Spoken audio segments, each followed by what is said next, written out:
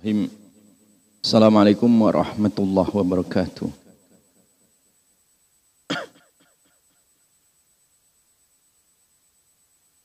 Alhamdulillah. Wassalatu wassalamu ala Rasulillah wa ala alihi wa ashabihi wa man sara ala nahjihi ila yaumil qiyamah. Wala haula wala quwwata illa billah. Allahumma anfa'na bima 'allamtana wa 'allimna ma yanfa'una wa zidna ilma. Allahumma inna nas'aluka 'ilman nafi'a wa rizqan thayyiba wa 'amalan mutaqabbala. Amma ba'd. Jemaah sekalian yang dirahmati oleh Allah, alhamdulillah pada kesempatan yang diberkahi oleh Allah kita bisa hadir di masjid dalam rangka untuk menambah ilmu dan amal. Alhamdulillah di tengah-tengah banyaknya masjid yang ditutup di dunia ini karena virus corona, masjid di Indonesia masih dibuka ya. Dan ini adalah sebuah kenikmatan dan kita semua tetap berlindung kepada Allah Subhanahu wa taala dari keburukan-keburukan virus dan penyakit yang mewabah di tengah-tengah dunia saat ini. Mudah-mudahan kita dan keluarga dilindungi oleh Allah Subhanahu wa taala. Amin amin ya rabbal alamin. Kita lanjutkan kajian tafsir surat Al-Baqarah ayat 107. 106. Oh ya, 106 ya. A'udzu billahi minasy syaithanir rajim.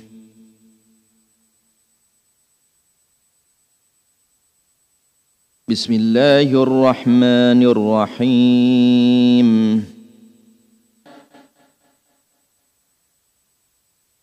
ما ننسخ من آية أو ننسها نأت بخير منها أو مثلها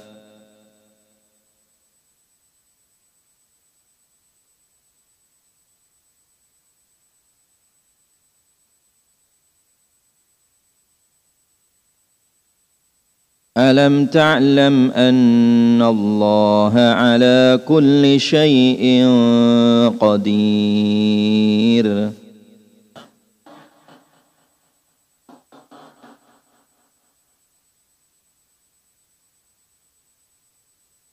ألم تعلم أن الله له ملك السماوات والأرض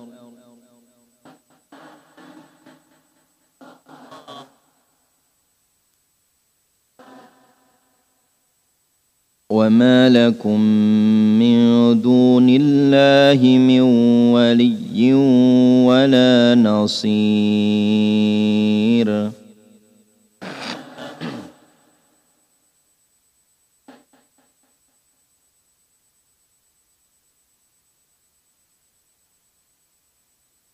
ما nansakh ya. Ma nansakh tidaklah kami menasakh ya.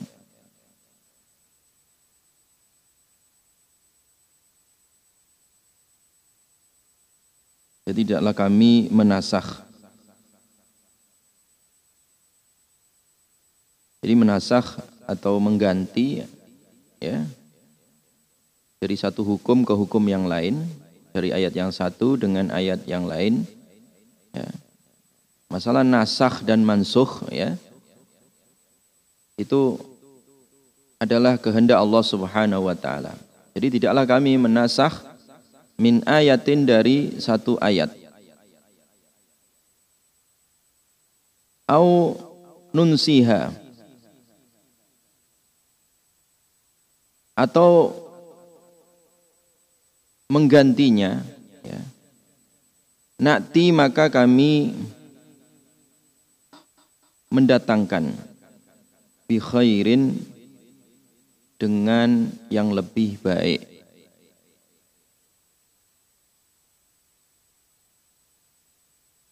Jadi tidaklah kami menasakh dari satu ayat au nunsiha Nunsia maksud mengganti itu mengakhirkannya gitu ya.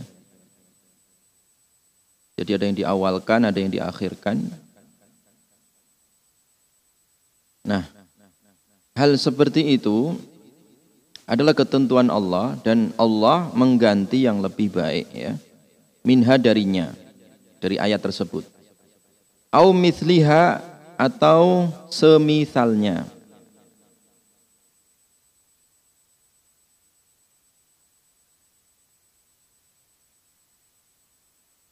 Jadi kalau ada satu ayat atau ada satu hukum yang telah ditetapkan oleh Allah kemudian dihapus atau diganti, maka Allah akan menggantinya dengan yang lebih baik ya. Atau yang semisalnya atau sepadannya. Contohnya dulu pertama kali umat Islam sholat itu kiblatnya di mana? Di Baitul Maqdis ya. Selama kurang lebih 16 bulan ya. Tahun lebih lah ya. Nabi sholat dan para sahabat juga sholat 5 waktu. Menghadapnya adalah bukan ke Ka'bah, bukan ke Mekah, tetapi kemana? Ke Palestina, ke Syam ya. Ke Baitul Maqdis. Nah, kemudian kurang lebih dari 16 bulan ya, atau setahun lebih, Allah Subhanahu wa taala menggantinya, menasahnya, diarahkan atau dialihkan kiblatnya kemana? Ke Ka'bah. Jadi kiblatnya kemana? Ke Ka'bah ya. Jadi fawallu wujuhakum syatrah ya. Kita diperintahkan dan Nabi juga diperintahkan, disuruh untuk menghadap kemana? Ka'bah ya. Wa min haitsu kharajta fawalli wajhaka syatral masjidil haram.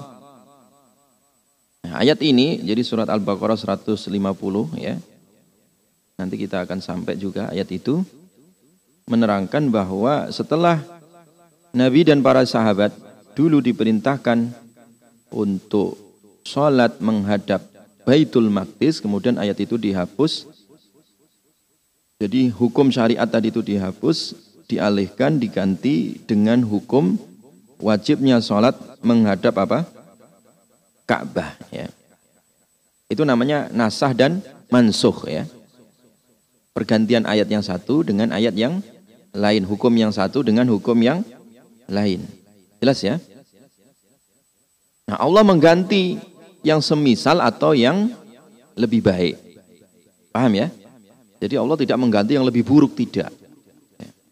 Jadi pergantian hukum syariat itu bukan kepada yang lebih buruk, tidak, tapi minimal sepadan ya, semisal.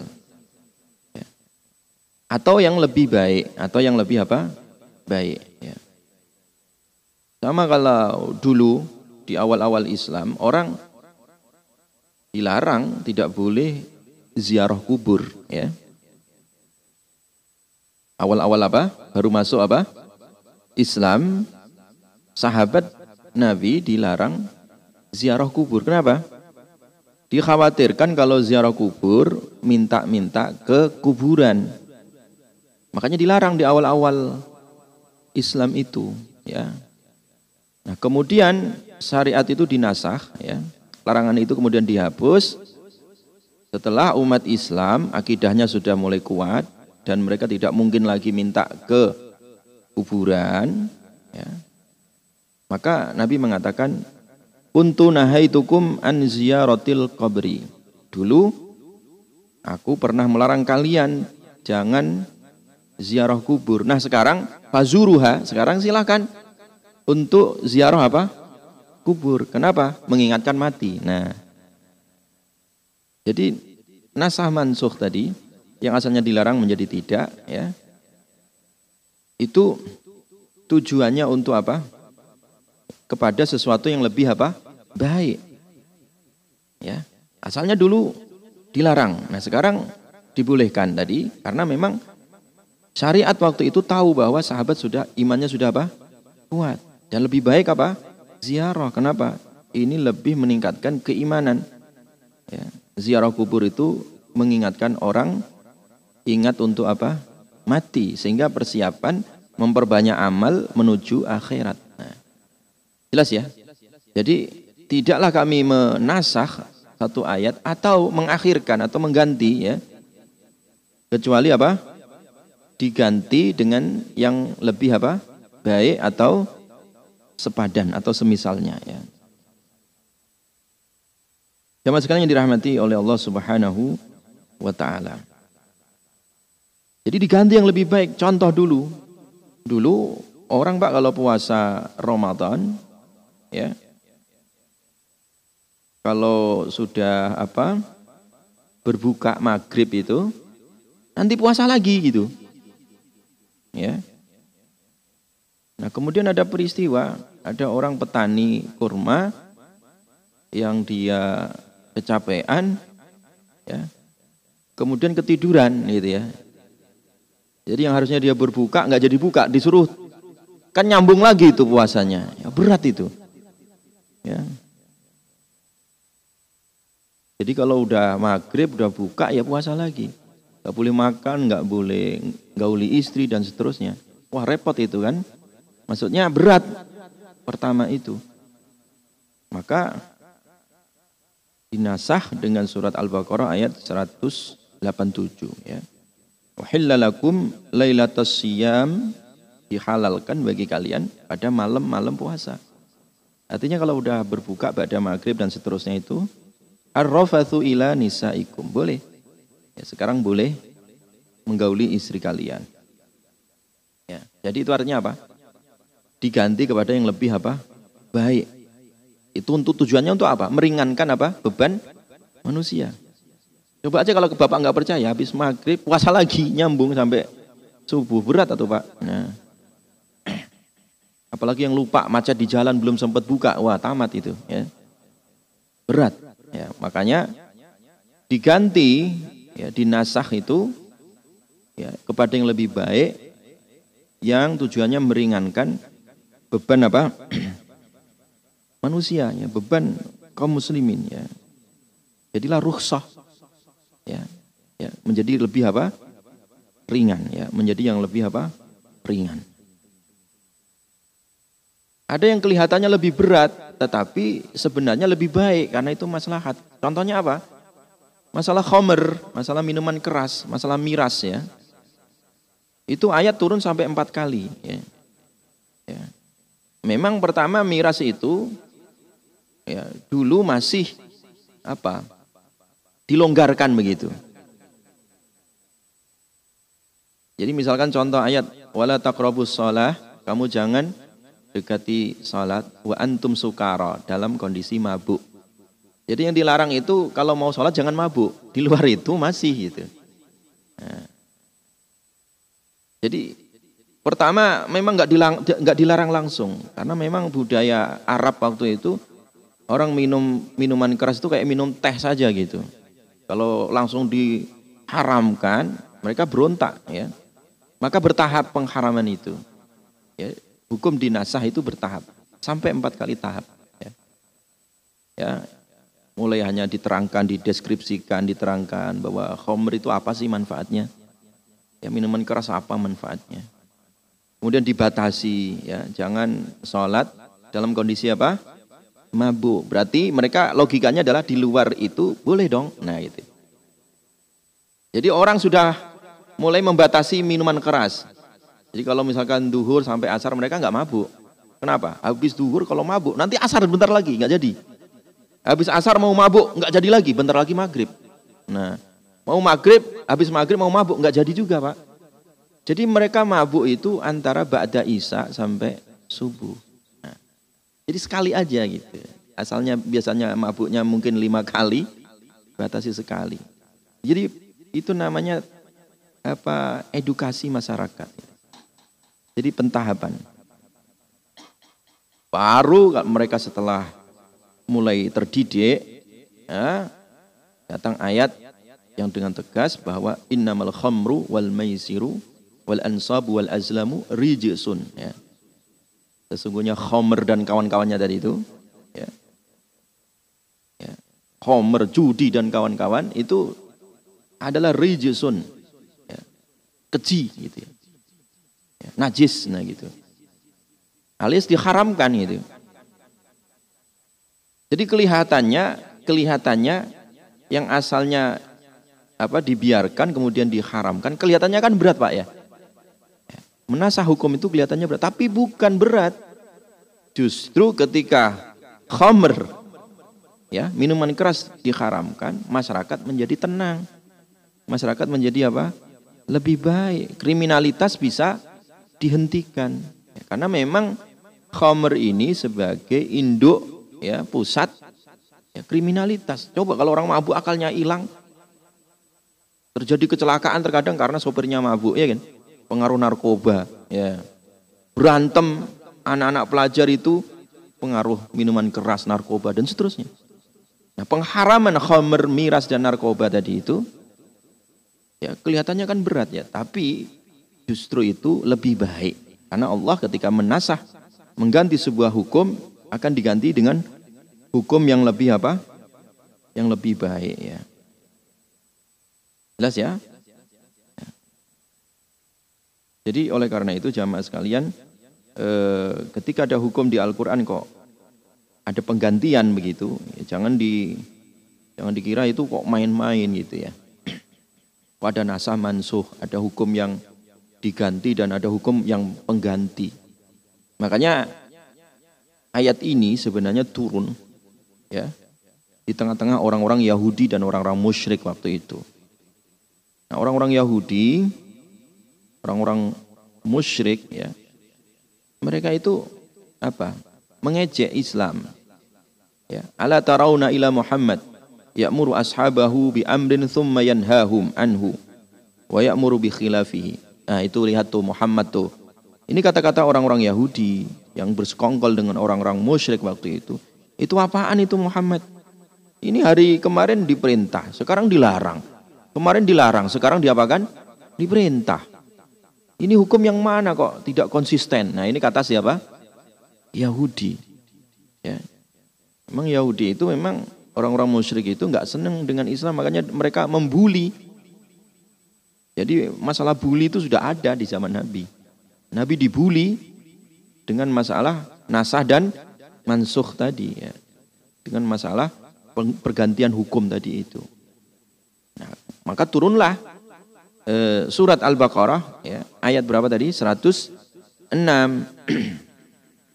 Bahwa masalah pergantian hukum itu bukan diganti dalam arti hukum itu kemudian hilang begitu saja, tidak.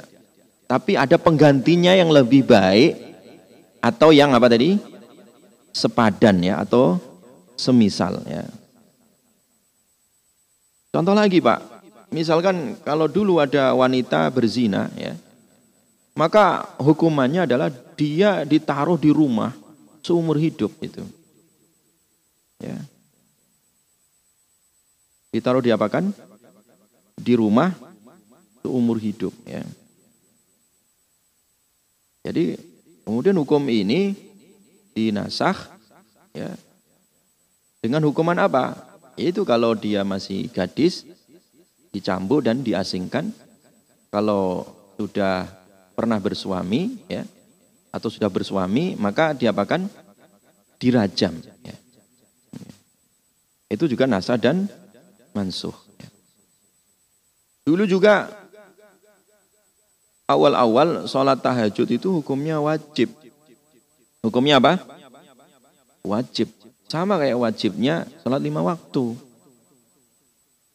Karena ini memberatkan, ya, karena sebagian sahabat waktu itu ada yang perang, ada yang sakit, ada yang dagang. Jadi sehingga diturunkan hukumnya yang asalnya wajib menjadi apa? Sunnah, ya. Bukan berarti sholat tahajudnya dihilangkan, tidak. Tetap sholat tahajud. Ya. Hanya saja Allah kepingin memberikan apa? Keringanan, ya. Allah memberikan apa tadi? Keringanan. Jadi supaya tidak membebani apa tadi? Ya, tidak membebani apa? Hambanya. Ya. Jelas ya? Ini makna daripada manansakh min ayatin au nunsiha. Na'ti bi khairim minha au mithliha.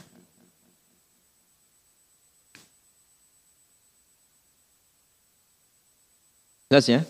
Ya. Berkaitan dengan apa tadi pada masalah apa? Nasakh dan mansukh ya. Jamaah sekalian yang dirahmati oleh Allah Subhanahu wa taala. Alam ta'lam.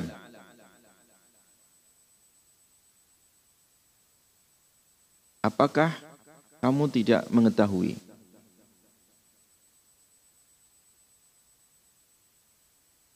Artinya kita disuruh memperhatikan.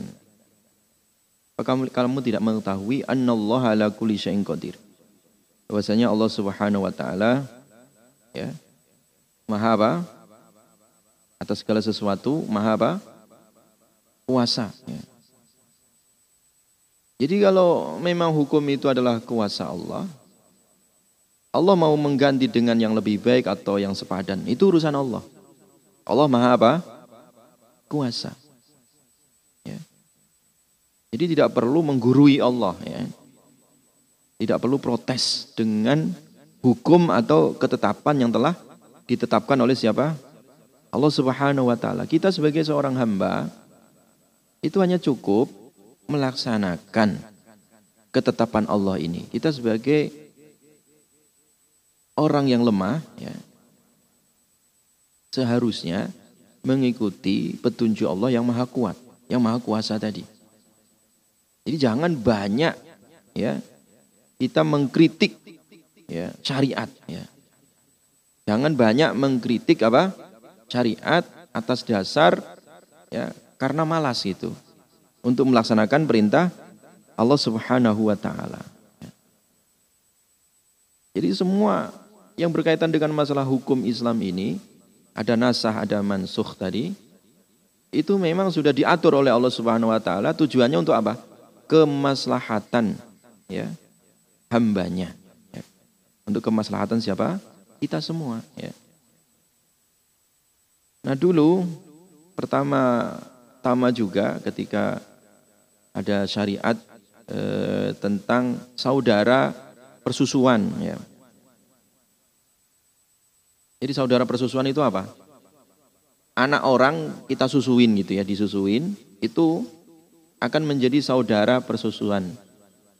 Nah pertama syariat dulu itu disyariatkan oleh Allah bisa menjadi saudara atau saudari persusuan itu kalau disusui sebanyak 10 kali ya.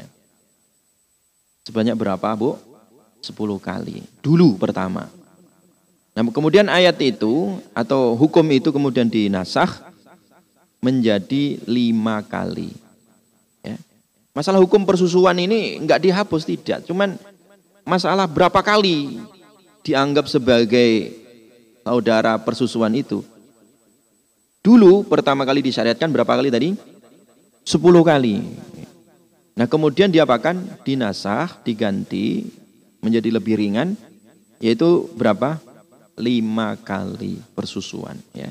Jadi kalau udah 5 kali bayi disusuin, bayinya orang maksudnya, kemudian disusukan 5 kali dan terpisah, ya, usianya di bawah 2 tahun, maka itu akan menjadi anak persusuan. Kalau menjadi anak persusuan berarti nggak boleh menjadi apa? Mahram itu. Artinya kalau kita punya anak kandung nggak boleh dinikahkan dengan dia gitu. Karena menjadi anak apa? Anak persusuan. Ya. Makanya biasanya kalau naib mau ngawinkan apa? Calon pengantin ditanya, ini dulu pernah disusui enggak? Atau saudara persusuan atau saudari persusuan enggak? Enggak. Kalau enggak dinikahkan, kalau iya jangan. Nah itu hukum masalah apa? Contoh lagi masalah nasakh dan apa? Mansukh ya. Jadi banyaklah jamaah sekalian ya, hukum-hukum yang berkaitan dengan masalah nasakh dan mansukh di dalam apa? Al-Qur'an ini ya. Tetapi ya Yang jelas adalah bahwa ketetapan nasakh dan mansukh tadi itu adalah ketetapan yang harus kita yakini, itu semua adalah aturan yang telah diatur oleh siapa? Allah Subhanahu wa ta'ala, ya. Sudah diatur oleh siapa? Allah Subhanahu wa ta'ala. Jelas ya? Ada pertanyaan sampai sini sebelum kita lanjutkan ya. Yuk, monggo silakan. Waalaikumsalam warahmatullahi wabarakatuh.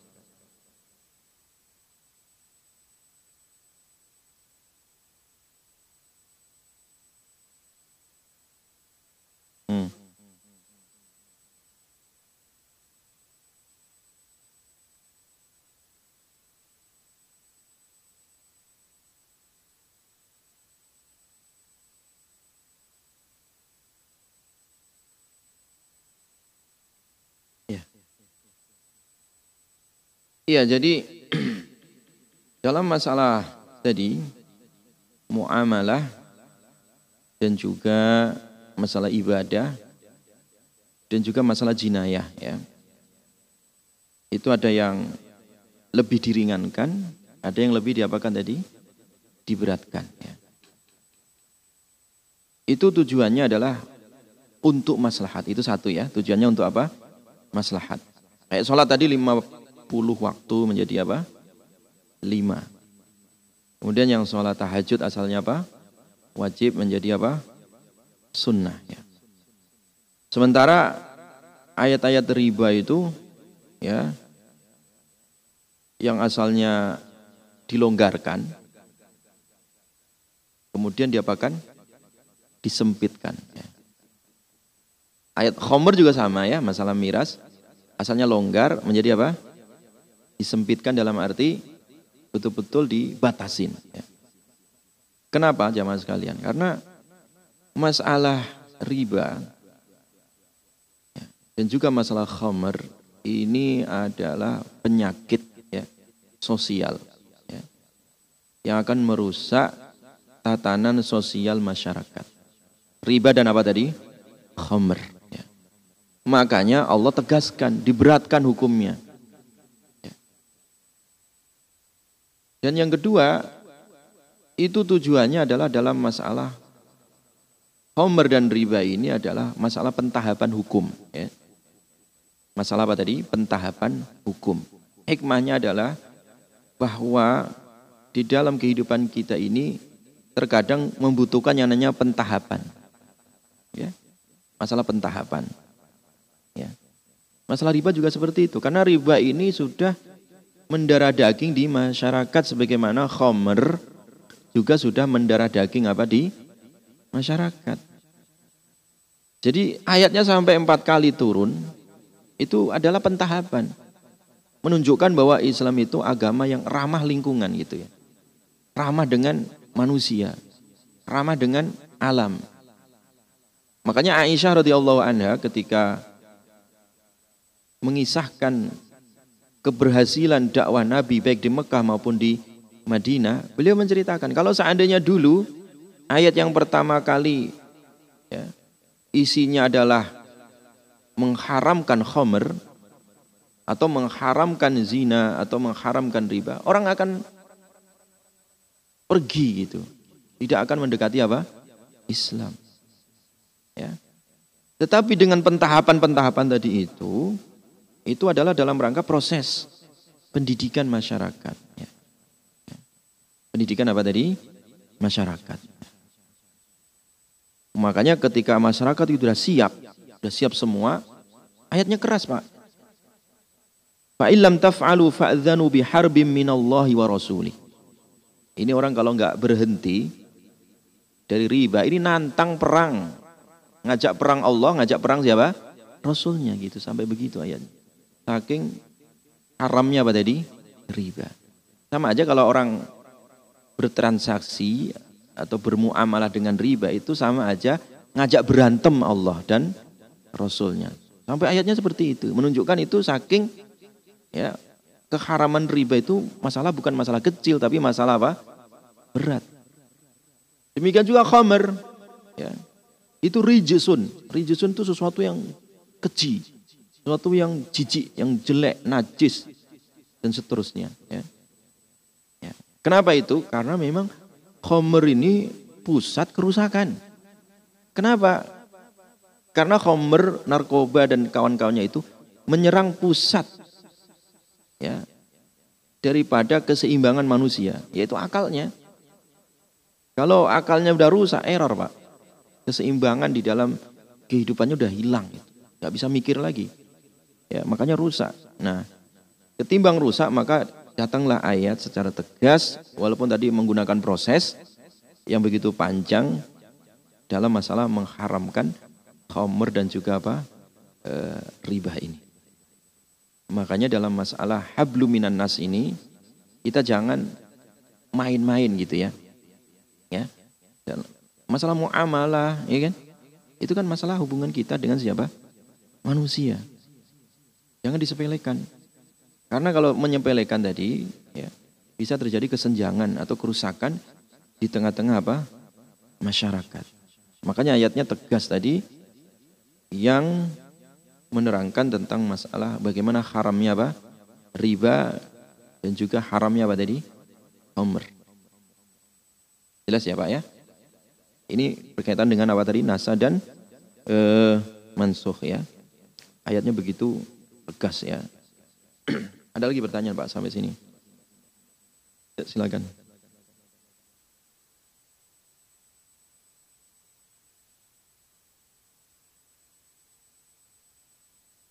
Tentang apa? Oh ya, menyusui. Iya.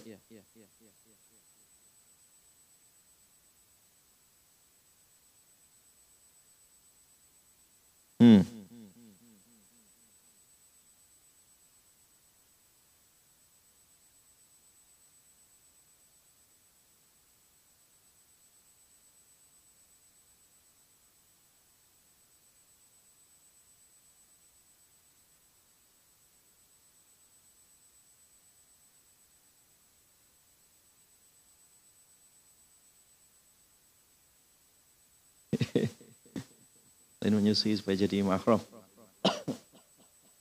Jadi masalah rodoah ya, dalam masalah menyusui. Jadi masalah menyusui itu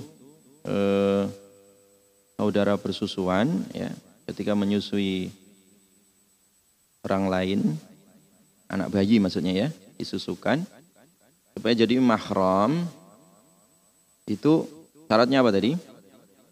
Disusukan berapa kali? 5 kali dan anaknya kurang dari berapa? 2 tahun. Walaupun nanti ada khilafiyah ya, tapi ini yang pendapat jumhur ya. Mayoritas ulama seperti itu. Itu syaratnya ya. Nah, kemudian bagaimana kalau ada kasus mengadopsi anak? Apakah boleh mengadopsi anak? Boleh. Kita mengadopsi anak itu hukumnya boleh. Karena Nabi juga punya anak angkat ya. Nabi juga punya apa? Anak angkat. Namanya siapa? Zaid bin Harithah. Ya.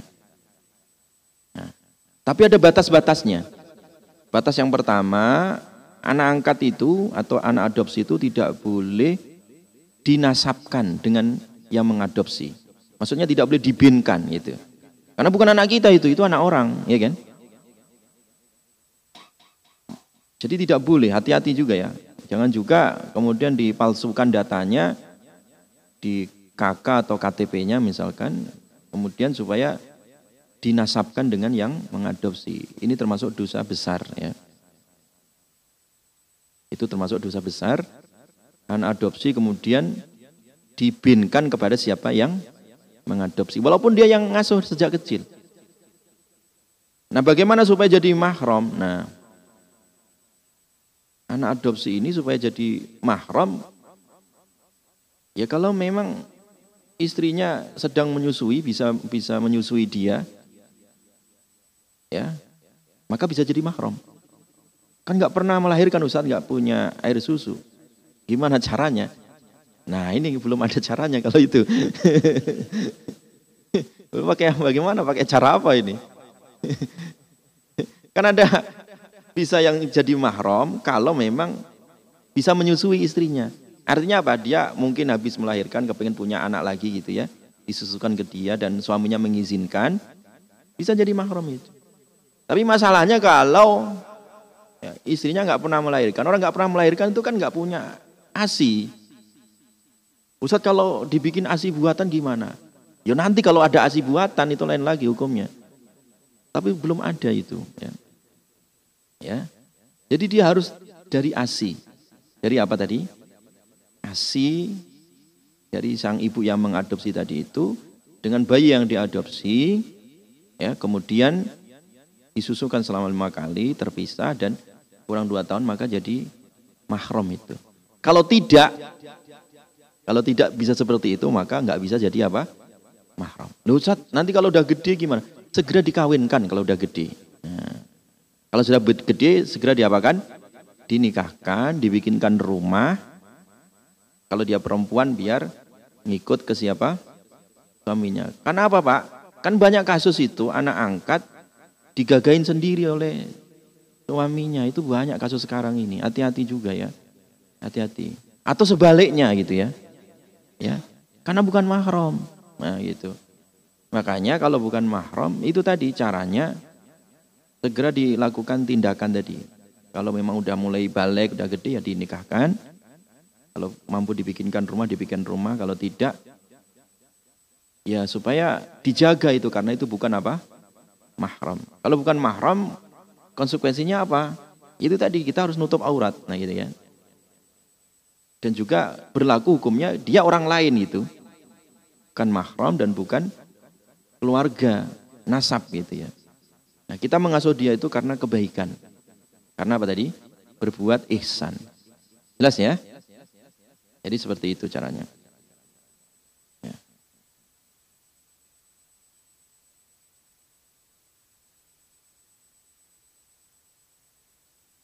Ada lagi pertanyaan di situ? Monggo Pak. Oke.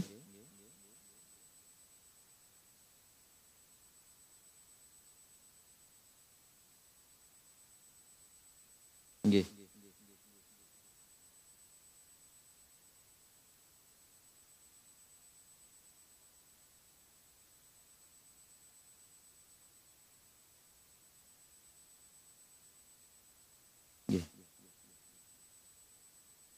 Jadi khamr kenapa diharamkan? Karena merusak apa tadi? Akal.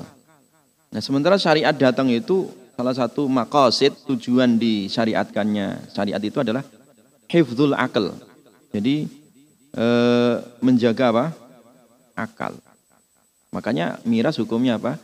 Haram. Karena kalau orang minum miras itu akalnya rusak. Kalau rusak keseimbangan dirinya hilang sehingga berbuat kriminal. Berbuat apa tadi? Kejahatan. Ya. Makanya hukumnya apa? Dosa besar. Ya. Yas'alunaka anil khamr. Jadi ada tanya itu. Orang pada tanya kepada Muhammad tentang hukum khamr wal maisir dan juga judi.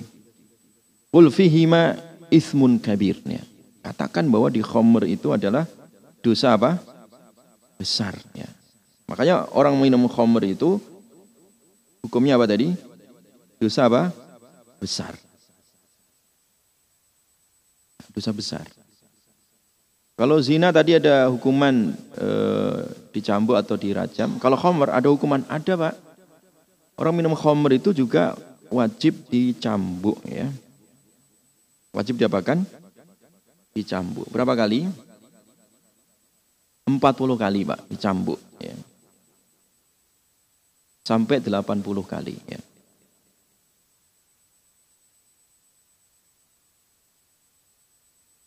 Jadi di zaman Umar bin Khattab awal-awal itu kalau ada orang minum mabuk itu dicambuk 40 kali.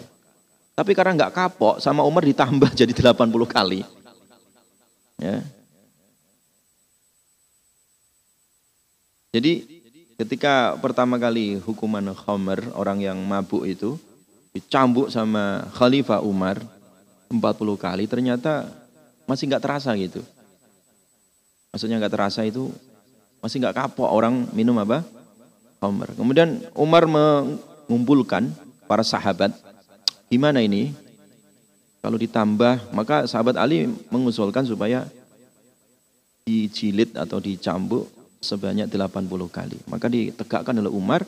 Semenjak itu hukuman kalau ada orang apa tadi? Mabuk, minum khamr, diapakan? Dipukul 80 kali. Ustaz, kalau di kita kok dibiarkan malah difasilitasi. Oh, itu bukan urusan saya, Pak. Kalau saya presidennya saya perintahkan, atau saya DPR-nya gitu ya, tak bikin undang-undang tentang miras ini. Ya. Harus ada hukumannya. DPR RI kalau nggak peduli dosa juga, Pak, karena dia tahu kan. Malah istilahnya dilokalisasi, artinya difasilitasi kan. Kita ini terlalu pengecut gitu ya, terlalu takut. Nanti kalau pabrik khamr ditutup, nanti pajak ke pemerintah daerah, ke pusat, kemana Ustaz? Ya ini takut miskin gitu ya. Kan ada sumber penghasilan yang lain ya, baik pemerintah daerah maupun pusat ya. Jadi karena kita pengecut ya takut ya, takut nggak dapat duit, nggak dapat pajak ya. Akhirnya ya dibiarkan aja atau hanya sekedar dibatasin gitu. Kalau anak kecil nggak boleh minum khamr, yang gede silahkan ya. Yang punya duit silahkan, nah gitu ya. Yang nggak punya duit jangan, nanti ngutang, nah itu repot ya kalau hukum begitu. Kalau hukum Islam khamr haram-haram, artinya apa? Pemerintah daerah atau pemerintah pusat jangan ngasih izin, kan selesai toh Pak. Kalau nggak ada pabriknya apa yang mau diproduksi? Paling teh sama jahe yang diproduksi. Ya, kalau nggak memang nggak dikasih izin. Sebenarnya sederhana, ngatur negara itu sederhana aja. Cuman karena banyak orang takut, ya itu akhirnya jadi dampaknya kemana-mana.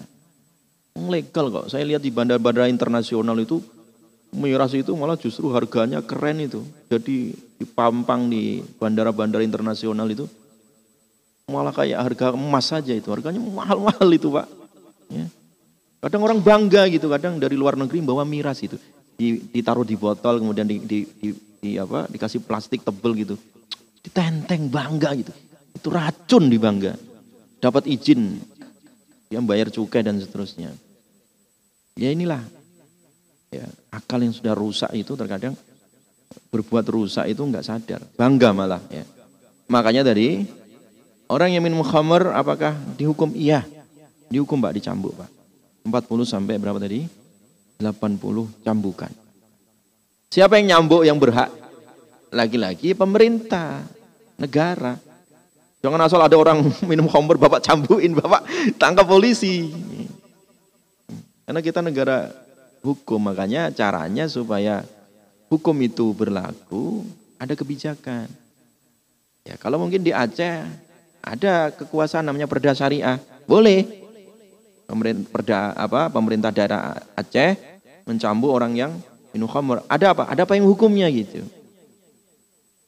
Kalau mau DPR RI mau bikin payung hukumnya, gampang sekali. Nanti kalau ada orang mabuk dicambuk, polisi itu kan tinggal eksekutor saja, nangkepin gitu ya.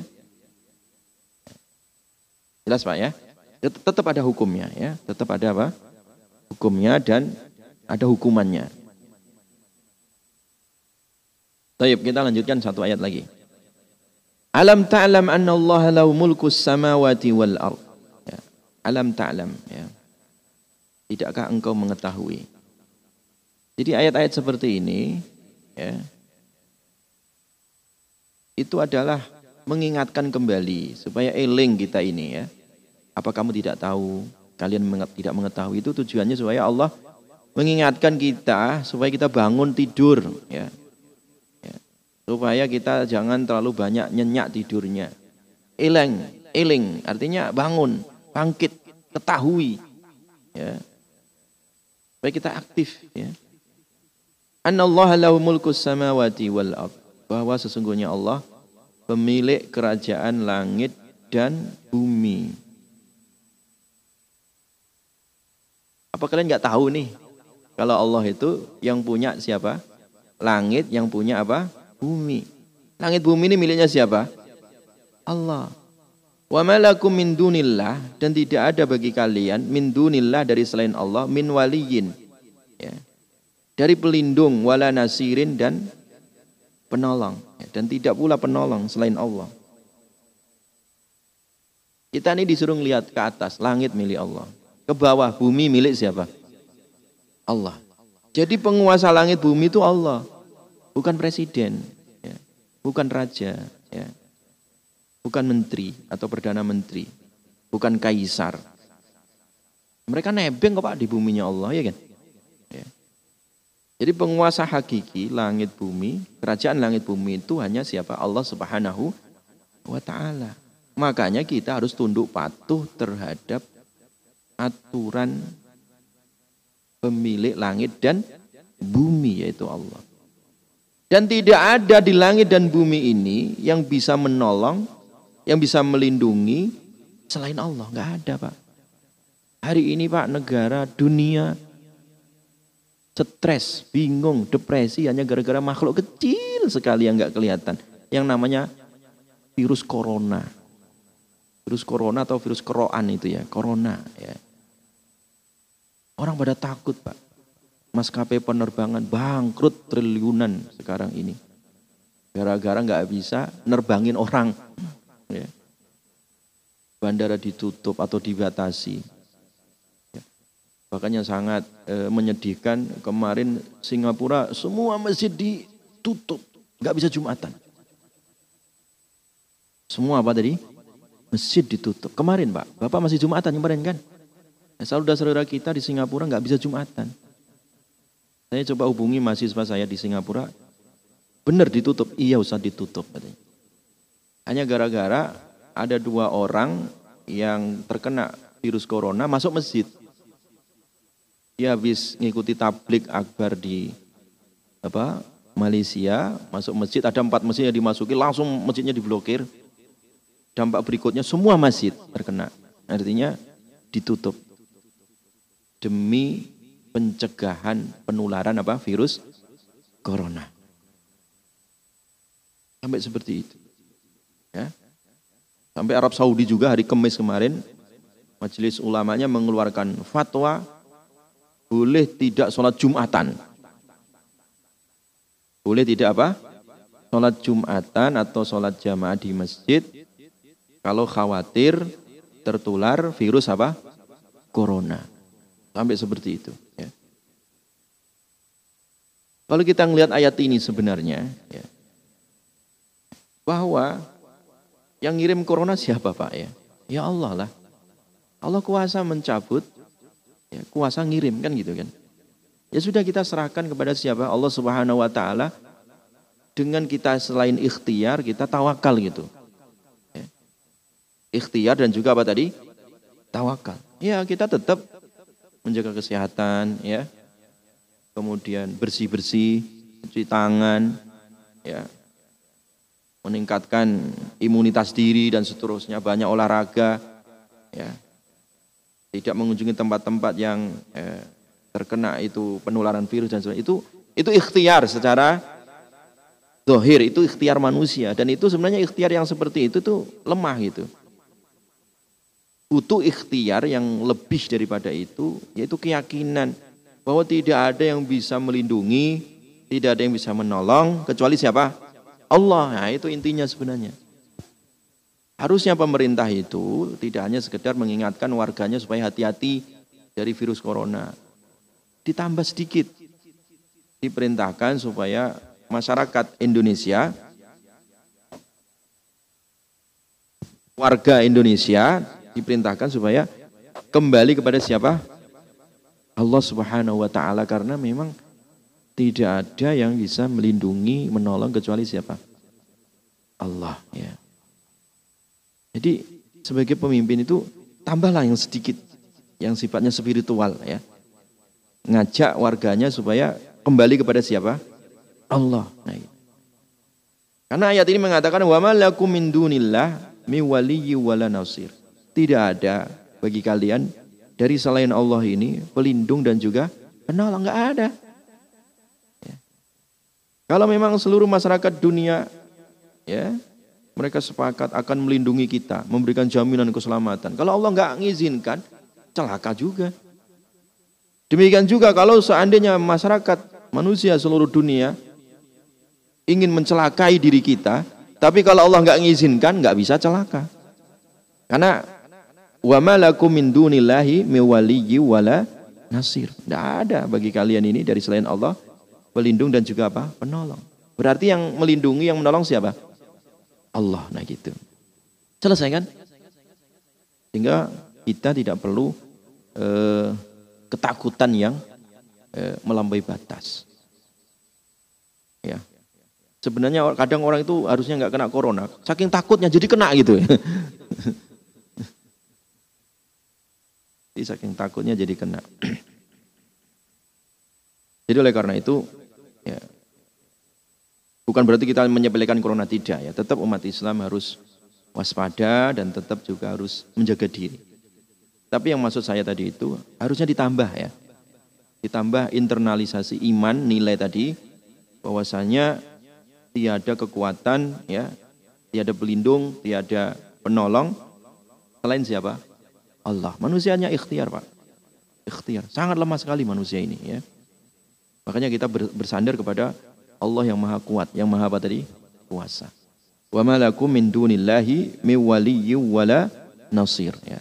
Jadi tidak ada bagi kalian dari selain Allah pelindung dan juga apa? Penolong. Jadi hanya Allah lah pelindung dan penolong. Baik, terakhir mungkin ada satu lagi pertanyaan. Monggo Pak, silakan. Waalaikumsalam warahmatullahi wabarakatuh.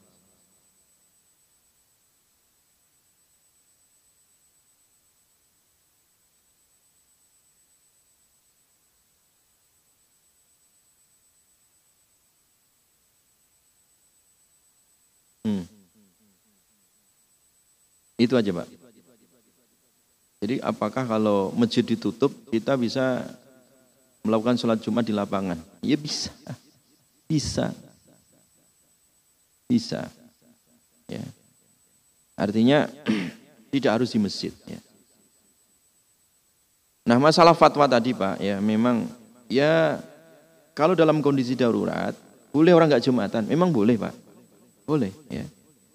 Boleh ketika memang dalam kondisi apa tadi? Darurat. Ya, maksudnya darurat itu kondisinya sudah genting sekali. Tapi kalau belum genting ya jangan-jangan kesempatan. Nah ini libur Jumatan lumayan, nah gitu. Itu yang repot ya. Ya kalau baru 2 orang 3 orang yang terkena ya belum darurat lah. Kecuali kalau semua warga kena semua gitu ya. Itu baru darurat ya. Jadi kalau seandainya ditutup, kemudian mau bikin Jumatan alternatif, ya silakan saja. Kecuali kalau ditangkap polisi misalkan. Ya. Jadi sebenarnya hukumnya kalau memang itu darurat, orang nggak Jumatan boleh. Iya memang benar fatwa ya. Ad-daruratu tubihul mahdurat. Jadi darurat itu membolehkan sesuatu yang asalnya tidak boleh menjadi boleh. Ya. Sesuatu yang madarat atau mahdurat itu menjadi boleh ya. Karena darurat tadi, karena apa tadi? Darurat. Jadi darurat itu membolehkan sesuatu yang asalnya apa tadi? Tidak boleh menjadi apa? Boleh tadi ya. Orang enggak ada apa-apanya dimakan kecuali bangkai. Untuk menyambung hidup boleh dia makan bangkai. Tapi jangan sampai kenyang nah gitu. Hanya sekedar untuk apa? Menyambung nyawa saja. Enak ini bangkainya juga terus saja. Itu repot ya itu. Maka ada kaidah berikutnya. Ad-daruratu tuqaddaru biqadariha. Jadi keadaan darurat itu hanya sekedarnya gitu. Artinya apa? Kalau daruratnya sudah hilang ya sudah. Misalkan masjidnya sudah aman, enggak ada lagi corona ya dibuka lagi, jangan diteruskan ditutup terus. Ya. Jadi sekedarnya. Sekedarnya. Jelas ya jamaah sekalian ya. Jadi memang ada hal-hal yang membolehkan orang tidak Jumatan seperti musafir misalkan ya. Atau ditambah tadi karena sakit ya. Atau tadi karena darurat ya. Tapi ya kalau masjid itu ya jangan ditutup. Nah itu. Kalau masjid jangan diapakan? Ditutup. Masjid ditutup, pasar dibuka. Nah ini kan lucu. Kan sami mawon Pak, sama saja. Artinya nggak adil ya. Jadi jangan sampai, kalau saya pribadi jangan sampai masjid diapakan? Ditutup. Berat Pak. Ya. Masalah menutup masjid itu bukan sekedar tutup buka, bukan. Ini masalah fardu kifayah. Jadi kalau ada satu daerah kok nggak ada masjidnya, itu setan berkuasa. Ya. Kalau masjid satu negara ditutup, wah setannya syukuran Pak. Langsung tasyakuran, itu setan itu ya. Ya. Setan-setan tuh bangga sekali. Seneng saya. Seumur hidup jadi setan baru kali ini. Seneng. Ngelihat masjid ditutup semuanya. Ya. Makanya sekali lagi ya. Sekali lagi. Masalah seperti ini. Kita umat Islam itu cukup tawakal lah ya. Tawakal. Bahwa ya, tidak ada kekuatan. Tidak ada pelindung, penolong. Kecuali siapa? Allah Subhanahu wa ta'ala. Udah selesai. Ambil ikhtiar ya, bersih masjid ya, menjaga diri ya, mungkin pakai masker atau mungkin apalah ya, pakai antivirus dan seterusnya. Ya. Udah dijalankan aja. Wong yang namanya mati bukan karena virus corona. Orang nggak punya duit mati juga banyak kok ya. Kenyangan duit mati juga banyak itu ya. Jadi mati itu ketetapan siapa? Allah Subhanahu wa ta'ala. Nah, selesai kalau orang beriman dengan Al-Baqarah 107 tadi itu, wa malakum min dunillahi min waliyyi wala nasir ya. Enggak ada. Jadi selain Allah ini penolong ya, pelindung, enggak ada selain Allah. Cukup kita memperbanyak la haula wala quwata illa billah. Bismillah tawakkaltu 'alallah la haula wala quwata illa billah. Ya. Kalau orang misalkan warga Bogor selama 1 tahun enggak boleh keluar karena virus corona, mati semua di rumah Pak itu. Saking bosannya di rumah nah gitu ya. Ya repot juga Allah. Ya. Jadi, silakan terakhir. Nggih.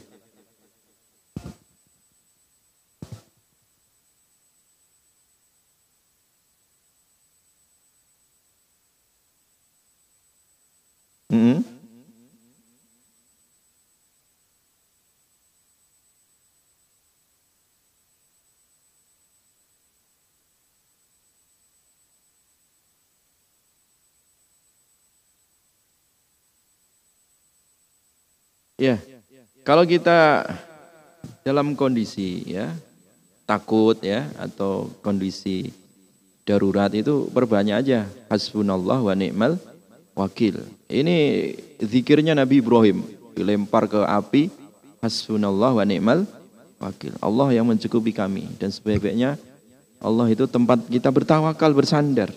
Sebaik-baiknya zat yang kita wakili ya, yang kita mewakilkan kepada Allah ya. Ketika Nabi dan sahabatnya perang, melihat ya serangan segerombolan musuh yang hendak menghabisi para sahabat, mereka mengatakan hasbunallah wa ni'mal wakil. Sama, ketika dalam kondisi darurat banyak virus misalkan, atau kita dalam kondisi genting, hasbunallah wa ni'mal wakil. Ya. Naik pesawatnya kok oleng gitu Pak ya. Saya pernah itu waktu terbang ke Jogja nggak turun-turun pesawatnya gitu ya. Ya. Jadi sampai muter itu hampir 1 jam Pak di langit itu. Jadi kecepatan dia datangnya itu. Belum diizinkan datang kecepatan. Jadi harus muter-muter setengah jam lebih. Muter balik lagi, ini gimana ini muter terus ini. Waktu saya sama Pak Kiai Didin lagi saya itu ya Allah gitu ya. Sampai Pak Kiai turun alhamdulillah. Iya ketika mana saya manusia juga tuh Pak. Nah disitulah karena saya manusia baca hasbunallah wa ni'mal wakil. Saya udah siap-siap mati aja gitu. Ya, saya masih istri dah itu siap-siap mati. Gitu. Jadi artinya manusia ada rasa takut. Sehingga dan itu tabiatnya. Jadi rasa itu adalah rasa tabiat. Makanya Quran datang ya, Quran datang untuk apa tadi? Menguatkan kita. Dengan apa tadi? Doa ya hasbunallah wa ni'mal wakil itu. Ya, kalau kita nggak punya hasbunallah wa ni'mal wakil, Pak, nggak jadi naik pesawat. Wah, ini kan Bapak tahu kalau pesawat jatuh dikit kan nggak ada penyoknya, nggak ada bengkel di udara kan. Pasti jatuh mati, pasti. Nggak ada pesawat jatuh hidup itu nggak ada ya, kecuali pesawat karet kali ya. Ya enggak ada. Mati Pak, kalau jatuh mati. Makanya tawakal kita itu harus lebih tinggi ya, daripada nyawa kita sendiri ya. Harus tinggi tadi. Perbanyak hasbunallah wa ni'mal wakil. Ya. Ketika dulu para sahabat ya, ada wabah kalajengking, ada yang mereka digigit kalajengking, akhirnya datang kepada Nabi. Ya, ketika datang kepada Nabi, Nabi memerintahkan bacalah ya, ketika kalian takut terhadap kejahatan atau keburukan sesuatu, apa yang dibaca? Ya, a'udzu bikalimatillahi tammati min syarri ma khalaq. Ya Allah, aku berlindung kepadamu dengan kalimatmu yang sempurna dari keburukan apa yang telah Allah ciptakan ini. Kalajengking, corona, udah yang buruk-buruk tadi itu nggak perlu takut karena kita berlindung kepada siapa? Allah. Maka kata Nabi, lam tadurrohu. Kalau kamu baca itu kamu tak akan kena bahayanya.